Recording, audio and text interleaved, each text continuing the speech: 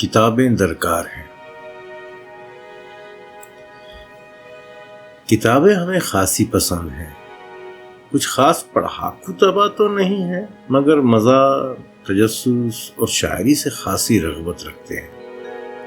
وہ کیا ہے کہ گئے 20-21 سال سے اٹلی میں مقیم ہے، اور یہاں حالات یہ ہیں کہ اطالوی زبان میں کتابیں تو مل جاتی ہیں، مگر صرف ایک زبان کی حد میں رہنا یا محض حد میں رہنا ہماری طرز زندگی نہ تھا، نہ ہے، اور نہ ہی مستقبل قریب و بعید میں اس کا امکان نظر آ رہا ہے۔ لہٰذا اردو کتابیں پاکستان اور بھارت سے دوستوں کے ہاتھ منگواتا ہوں، اور انگریزی کتب عموماً برطانیہ آن لائن آرڈر دے کر منگوا لیتے ہیں۔ بھارت سے آنے والی کتابوں کا سلسلہ اب منقطع ہو چکا ہے، کیونکہ پہلے ہمارے کرم فرما دوست محترم ہری داس جی دلی میں مقیم تھے، اردو کو لکھنا پڑھنا جانتے تھے، تو وہ ہمارے لیے یہاں آنے والے ہمارے بھارتی دوستوں کے ہاتھ کچھ کتابیں بھجوا دیتے تھے۔ لیکن 8 سال قبل ان کا تبادلہ لکھنؤ کے قریب کسی جگہ ہو چکا ہے۔ وہاں کتابیں تو ہیں، مگر ہمارے یہاں آنے والا کوئی نہیں۔ پاکستان سے کچھ مہربان احباب بھی قدرے مشکل حالات میں سے گزر رہے ہیں۔ نہیں، سیاسی مسائل کا کوئی عمل دخل کم از کم اس میں نہیں ہے، بس اب ان کو ہماری پسند کی کتابیں ملتی نہیں ہیں۔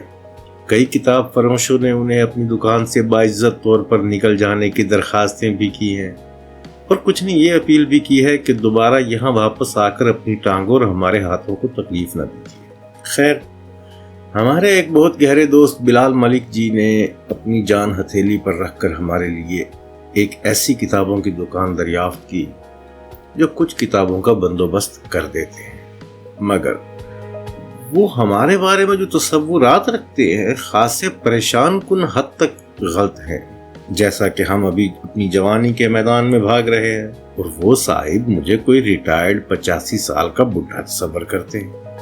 ان کے مطابق جن کتابوں کی مانگ ہم ان تک اپنے ہمدم زرینہ دوست بلال ملک کی مدد سے بھجواتے ہیں، وہ عرصہ دراز سے چھپنا بند ہو چکی ہیں۔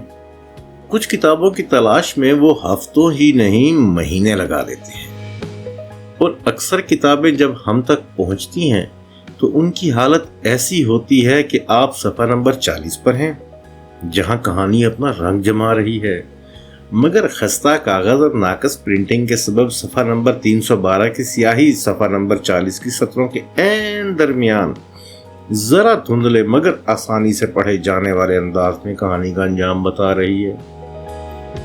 سپوائلر الرٹ۔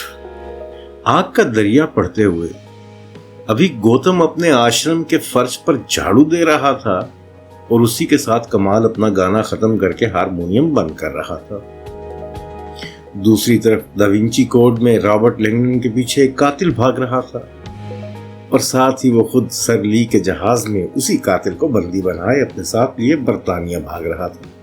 یہ تو پھر بھی معافی کے قابل ہے۔ بڑا صدمہ تو تب ہوا جب انشا جی کی 3 کتابیں، جن کے باہر یہ عنوان ہیں آوارہ گرد کی ڈائری، آپ سے کیا پردہ اور ابن بطوطہ کے تعاقب میں، جب آپ ان تینوں کو کھولیں گے تو آپ کا خون بھی ساتھ ہی کھولنا شروع ہو جائے گا، کیونکہ یہ 3 کتابیں ایک ہی کتاب ابن بطوطہ کے تعاقب میں کی 3 کاپیاں ہیں، صرف غلاف بدلے ہیں۔